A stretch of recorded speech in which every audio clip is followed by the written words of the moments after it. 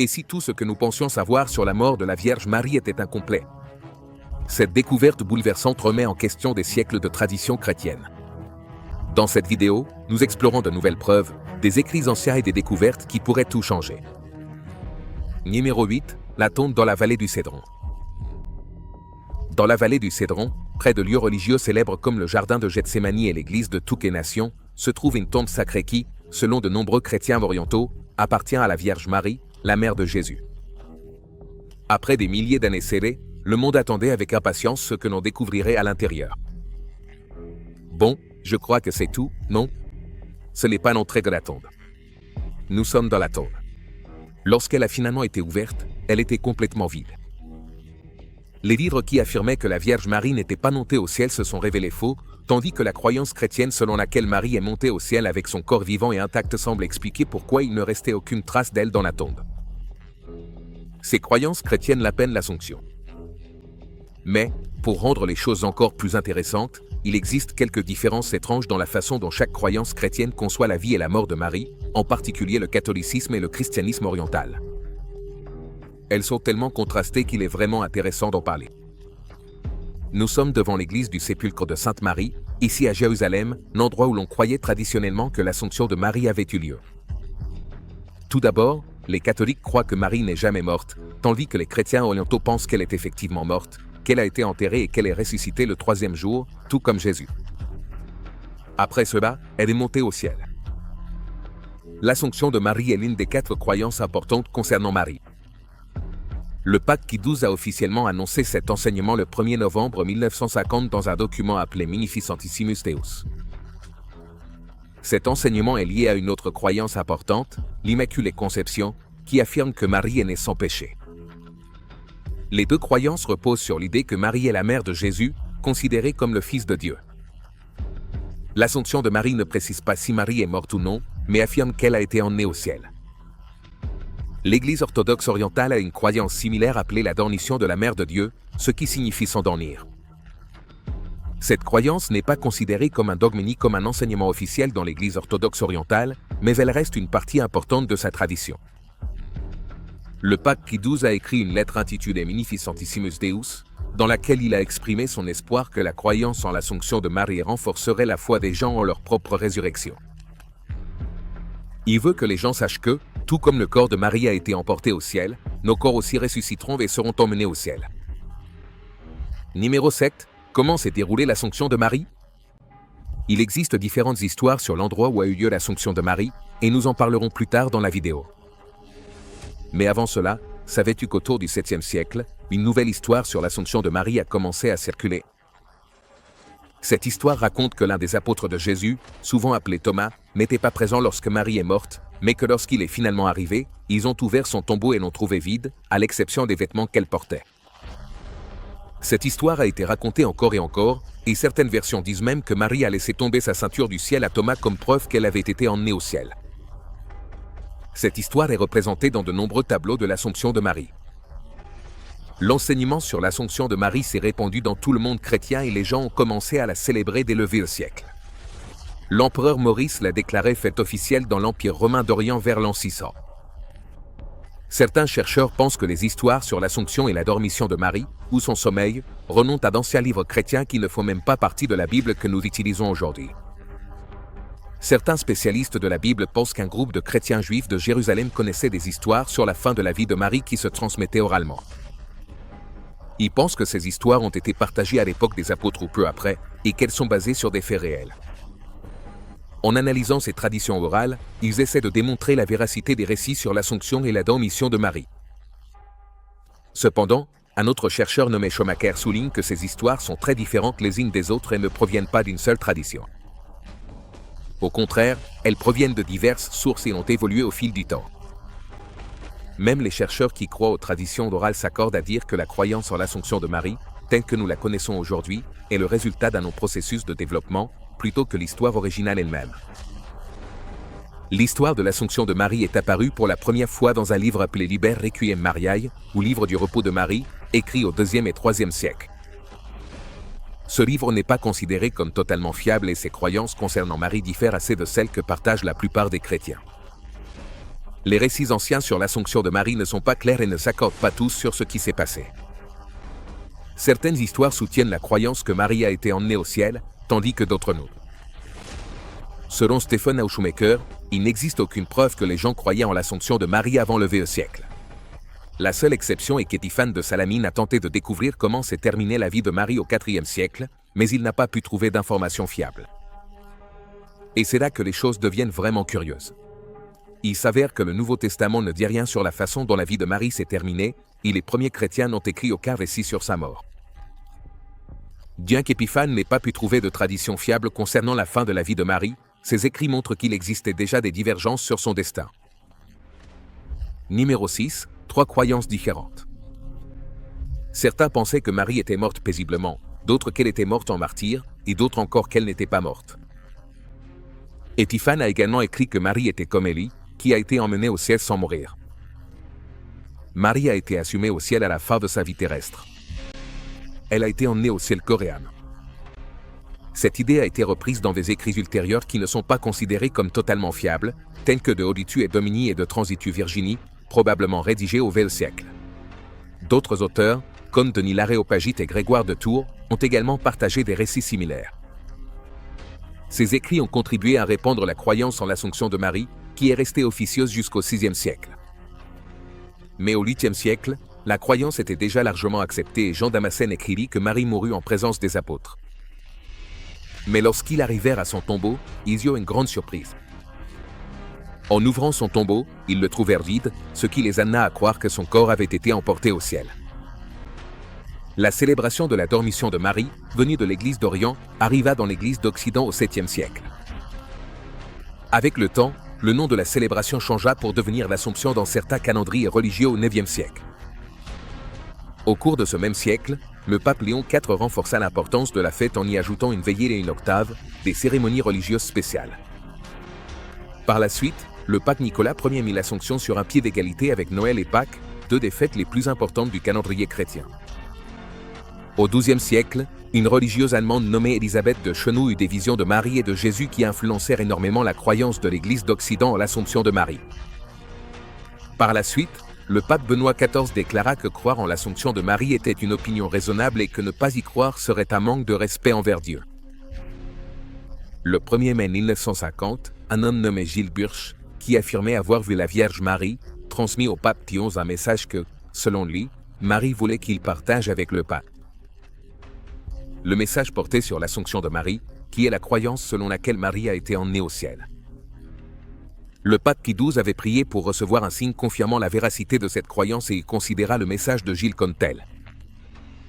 6 mois plus tard, le 1er novembre 1950, le pape déclara officiellement l'Assomption de Marie comme un dogme, c'est-à-dire une croyance considérée comme absolument vraie par l'Église catholique. Ce qui complique les choses, c'est que tous les catholiques ne partagent pas la même opinion sur l'Assomption de Marie. Continue à lire, car ta croyance pourrait en faire partie. D'autres croyances sur l'Ascension de Marie au ciel. Certains catholiques pensent que Marie est morte avant d'être emmenée au ciel, mais ils croient aussi qu'elle est ressuscitée par un miracle avant d'y être emmenée. Cette croyance est appelée l'interprétation mortaliste. Il y a aussi des catholiques qui croient que Marie a été emmenée au ciel sans mourir d'abord, ce qu'on appelle l'interprétation immortaliste.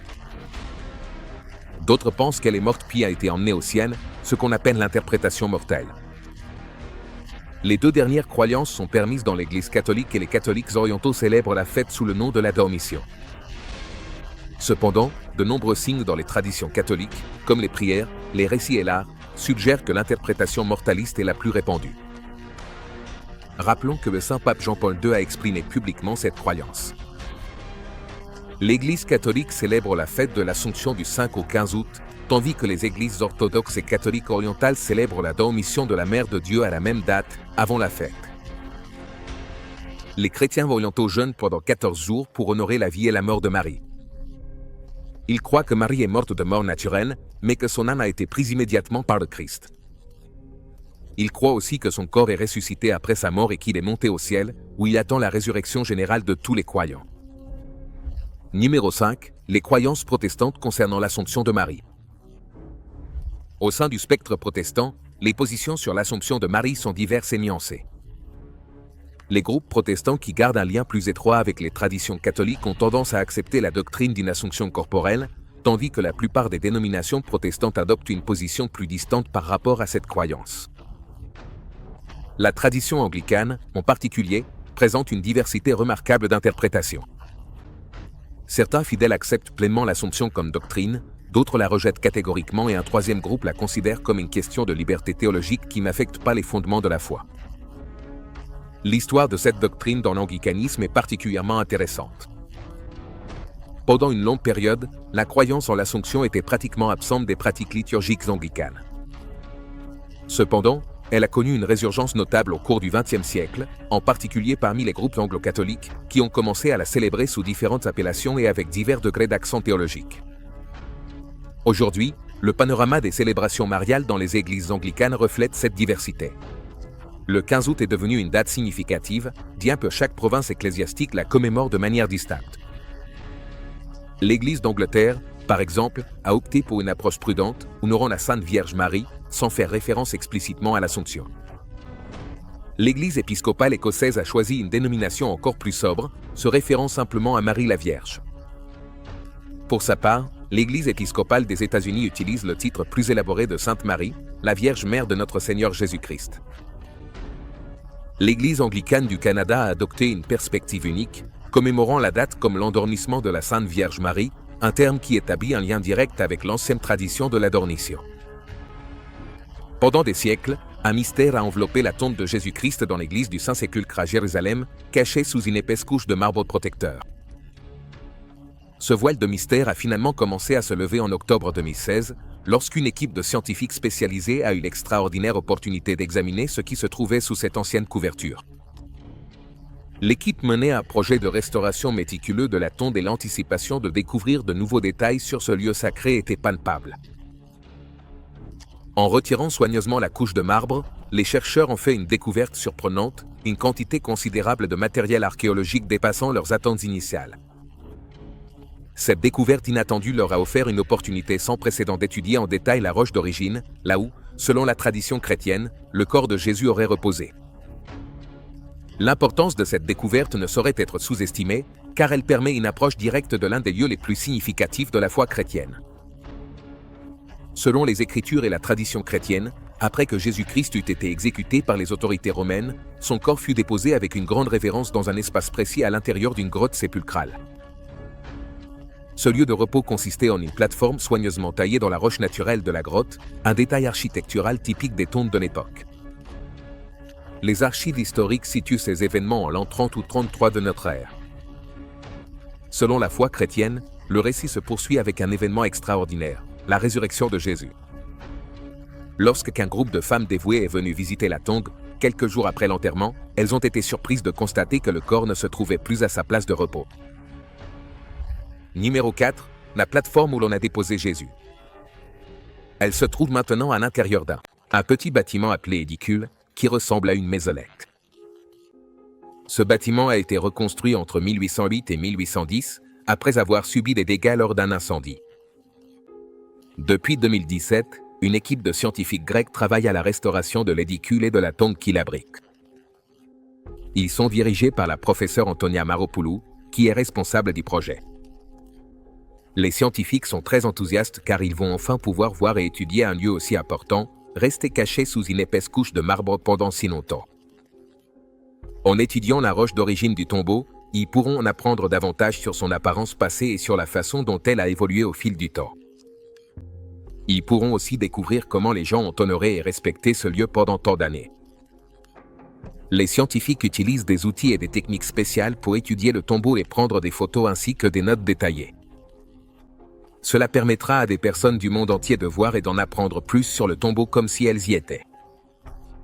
La responsable du projet, la professeure Antonia Maropoulou, affirme qu'ils vivent un moment très important de leur travail et que les techniques spéciales qu'ils utilisent pour étudier le tombeau aideront tout le monde à en apprendre davantage sur ce lieu unique et exceptionnel.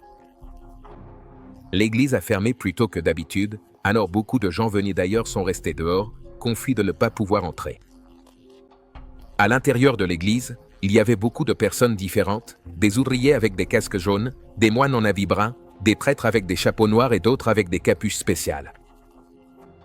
Tout le monde était rassemblé autour du tombeau spécial, appelé l'édicule, essayant de jeter un coup d'œil à l'intérieur. La tombe est habituellement faiblement éclairée par des bougies, mais cette fois-ci, elle était très illuminée, révélant des détails qui sont normalement difficiles à voir. Le tombeau spécial est entouré par un élégant édifice construit au XIXe siècle. En ce moment, ce bâtiment est recouvert de poutres et de rubans de sécurité. À l'intérieur du tombeau, la dalle spéciale de marbre qui recouvre le banc important avait été retirée du mur. Cette dalle est à peu près de la taille d'une porte et est faite de marbre blanc avec une finition lisse. Sous la dalle de marbre se trouvait une surface de pierre de couleur gris-beige. Quand quelqu'un a demandé ce que c'était, la personne chargée de l'entretien du tombeau a répondu qu'il n'en était pas encore sûr, mais qu'il était temps d'utiliser des outils spéciaux pour le découvrir. L'église du Saint-Sépulcre, également appelée église de la Résurrection, est un lieu très important pour de nombreux groupes chrétiens. 6 groupes s'occupent de l'église et 3 d'entre eux, l'église orthodoxe grecque, l'église catholique romaine et l'église orthodoxe arménienne, prennent les décisions importantes. Les 3 autres groupes, les communautés coptes, orthodoxes éthiopiennes et syriaques, ont également leur mot à dire sur ce qui se passe dans l'église. L'église possède des espaces spéciaux que tous les groupes utilisent ensemble, et l'un d'eux est le tombeau où l'on dit que Jésus a été enterré. Numéro 3, l'église du Saint-Sépulcre est une autre église appelée le tombeau de Marie. Construite à peu près à la même époque, au IVe siècle après Jésus-Christ, elles reçoivent de nombreux visiteurs chaque année. Le bâtiment qui abrite le tombeau de Marie a été détruit et reconstruit à de nombreuses reprises au fil des ans. Le bâtiment qui subsiste aujourd'hui a été construit par un groupe de frères franciscains au XIVe siècle. L'Église orthodoxe grecque est la principale responsable de l'édifice, mais elle partage certaines responsabilités avec d'autres groupes chrétiens. Pour atteindre le tombeau de Marie, les visiteurs doivent descendre un long escalier vieux de plus de 1000 ans. En descendant, ils passent devant 2 petites chapelles, l'une dédiée à Joseph, l'époux de Marie, et l'autre à ses parents. En arrivant au tombeau, ils doivent se pencher pour accéder au petit espace. À l'intérieur, ils sont entourés de magnifiques œuvres d'art religieux et d'icônes du Moyen Âge. L'atmosphère est paisible et empreinte de recueillement, tandis que les pèlerins viennent prier et allumer des bougies. Avant que les scientifiques ne découvrent enfin le lieu de repos de Marie, on pensait que plusieurs endroits étaient sa sépulture. Et tu ne croiras pas comment certaines traditions ont justifié leurs affirmations. Voici quelques endroits où l'on croyait que la Vierge Marie avait été enterrée. Il existe différentes croyances concernant la tombe de la Vierge Marie. Les Karaïtes turkmènes croient que la tombe de Marie se trouve dans un village appelé Maria au Turkménistan, qui s'appelait autrefois Marie. Cette croyance provient d'une tradition appelée nestorienne. Une autre croyance vient des chrétiens d'un endroit appelé Ninive, dans le nord de l'Irak. Ils croient que la tombe de Marie se trouve près d'une ville appelée Erbil et la relie à une mosquée dans une ville nommée Mossoul. Le mouvement Ahmadiyya croit que la tombe de Marie se trouve dans un village appelé Muri, au Pakistan. Ils pensent que sa tombe se trouve aujourd'hui dans un lieu spécial appelé Memarida Ashton. Mais si ces endroits affirment qu'elle est morte dans leur tombe, comment y est-elle arrivée ? Il existe de nombreuses histoires et légendes sur les voyages de la Vierge Marie après la mort de Jésus. Vous vous souvenez de l'histoire à propos de Thomas que nous avons mentionnée, qui circulait vers le 7e siècle ? Eh bien, l'histoire ne s'arrêtait pas là. Elle affirmait que Marie était partie en Inde avec l'apôtre Thomas, où elle serait décédée dans un village appelé Marie, qui fait aujourd'hui partie du Turkménistan. Selon cette histoire, Thomas fut le seul apôtre à voir le corps de Marie monter au ciel, tandis que les autres furent emmenés à Jérusalem pour la voir mourir. L'histoire raconte que Thomas resta en Inde jusqu'après le premier enterrement de Marie, lorsqu'il fut soudainement transporté à sa tombe et vit son corps s'élever au ciel, ne laissant derrière elle que sa ceinture. Les autres apôtres ne crurent pas Thomas lorsqu'il leur raconta ce qu'il avait vu. Mais plus tard, ils trouvèrent la tombe de Marie vide, à l'exception de sa ceinture. Cette histoire était souvent racontée à l'aide de dessins et de peintures pendant le Moyen Âge et le début de la Renaissance. Il existe une autre légende qui dit que Marie a voyagé au Moyen-Orient et est morte dans un village appelé Marie, qui, rappelons-le, se trouve dans l'actuel Turkménistan. Il existe une autre histoire sur la vie de la Vierge Marie, qui raconte qu'elle est allée dans un endroit appelé Éphèse, vers la fin de sa vie, aux alentours de l'an 37 ou 45 après Jésus-Christ. Selon cette histoire, elle était accompagnée de Saint Jean, qui était comme un fils pour elle. Certains historiens de la Renaissance ont écrit sur ce voyage et les chrétiens locaux croyaient qu'une petite maison près d'Éphèse était la demeure de Marie. Saint Jean a écrit dans son évangile que Jésus, avant de mourir sur la croix, a demandé à Jean de prendre soin de sa mère, et à partir de ce moment-là, Jean s'est occupé d'elle. Le livre des Actes nous raconte qu'après la mort de Jésus, ses disciples ont été persécutés à Jérusalem. Saint Étienne a été lapidé en l'an 37 après Jésus-Christ et Jacques a été décapité en l'an 42 après Jésus-Christ. Numéro 2, des preuves historiques à l'appui. Premièrement, la tombe de Saint Jean se trouve à Éphèse et deuxièmement, la première église dédiée à la Vierge Marie y a été construite. Ainsi, au fil des siècles, les églises ont dû faire face à des hérésies. En l'an 428 après Jésus-Christ, l'évêque de Constantinople était Nestorius. Au premier temps de l'Église, les bâtiments n'étaient dédiés qu'aux personnes qui avaient vécu ou étaient mortes à cet endroit. Cela prouve que Marie était dia à Éphèse. Le concile œcuménique de l'an 431, une réunion très importante de dirigeants ecclésiastiques, s'est tenue dans cette basilique d'Éphèse pour définir le dogme de la maternité divine de Marie. Les pères conciliaires ont écrit à propos de Nestorius, mentionnant qu'il était arrivé à Éphèse, où se trouvaient Saint Jean et la très sainte Vierge Marie, Mère de Dieu. Les habitants de Kyrkinge, descendants des premiers chrétiens d'Éphèse, ont également transmis de génération en génération la tradition orale selon laquelle Marie est morte à cet endroit qu'ils appellent Paneia Capulu. Ils perpétuent cette tradition par un pèlerinage annuel le 15 août. Au XIXe siècle, un livre intitulé La vie de la très sainte Vierge a été publié en Allemagne. Ce livre était particulier car il se basait sur les visions d'une religieuse nommée Anne-Catherine Emmerich, qui n'était jamais sortie d'Allemagne, mais qui avait vu beaucoup de choses en rêve. Dans ses visions, elle a décrit les collines d'Éphèse et la maison où la Vierge Marie a passé ses derniers jours. Les gens ont été émerveillés par ces descriptions et ont voulu vérifier si elles étaient exactes. Ainsi, 2 groupes de scientifiques se sont rendus à Éphèse à la recherche de l'endroit qu'Anne-Catherine avait décrit, et ils l'ont trouvé. La maison était exactement comme elle l'avait dit et était construite sur des fondations datant des 1er et 4e siècles. Certaines parties du bâtiment datent du 7e siècle et il a été restauré pour la dernière fois en 1951. Même le pape Paul VI a visité l'endroit en 1967 et a affirmé que la légende était vraie. Aujourd'hui, chaque année, le 15 août, chrétiens et musulmans se réunissent pour célébrer un office spécial en l'honneur de l'Assomption de Marie au ciel. L'islam explique aussi comment la Vierge Marie est arrivée à l'endroit où elle a rendu son dernier souffle. Selon la croyance islamique, le prophète Mahomet a effectué un voyage spécial. Une nuit, il fut emmené de la Mecque à Jérusalem, puis au ciel. Tout cela en une seule nuit. Cependant, il n'était pas seul. L'ange Gabriel l'accompagnait.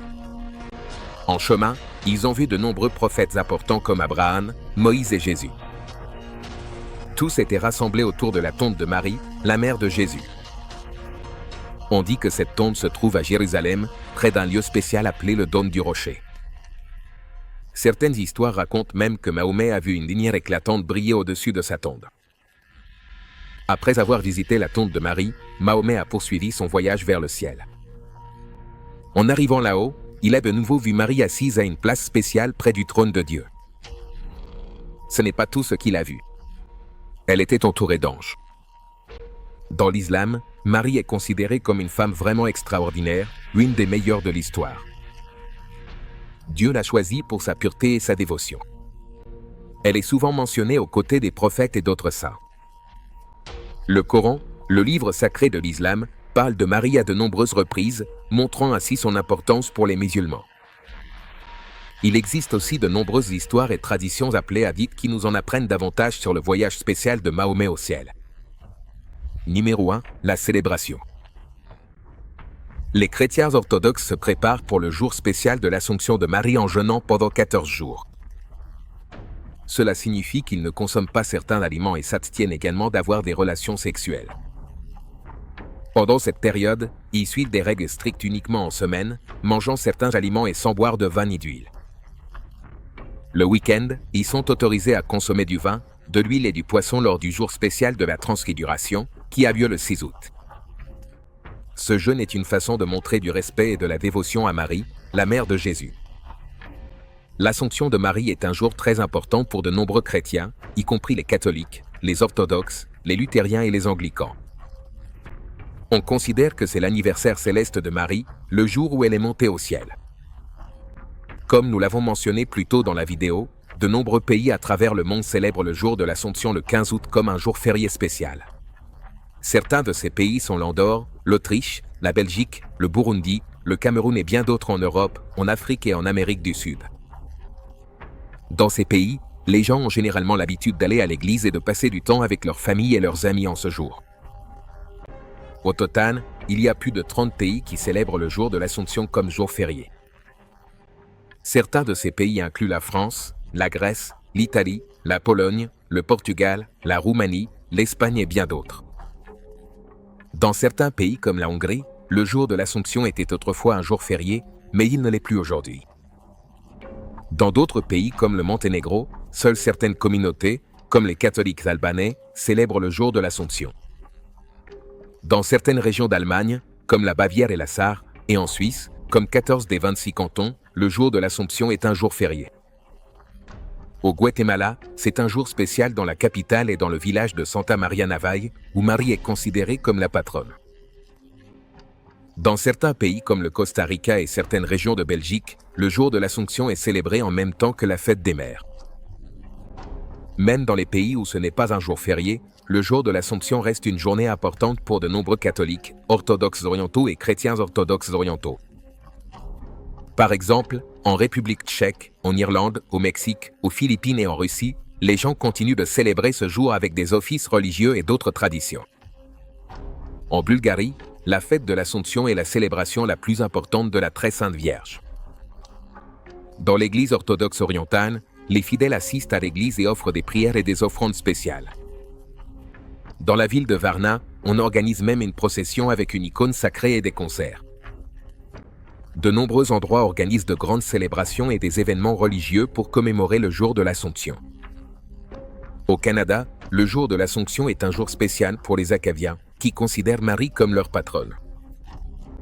Certains commerces dans les zones francophones, comme dans certaines parties du Nouveau-Brunswick, ferment ce jour-là. Marie est aussi la patronne de Malte et sa fête, le 15 août, est un jour férié là-bas. À Malte, on célèbre le jour de l'Assomption avec de grandes cérémonies religieuses. Un petit village du Texas appelé Traga organise aussi un grand festival le jour de l'Assomption qui attire de nombreux visiteurs. Bien que le jour de l'Assomption soit important pour de nombreux chrétiens, certaines églises n'utilisent pas officiellement ce nom. Par exemple, certaines églises anglicanes et luthériennes célèbrent la fête sans l'appeler jour de l'Assomption. Dans certaines églises orthodoxes orientales qui suivent le calendrier julien, le jour de l'Assomption est célébré le 28 août au lieu du 15 août. On se retrouve dans la prochaine vidéo.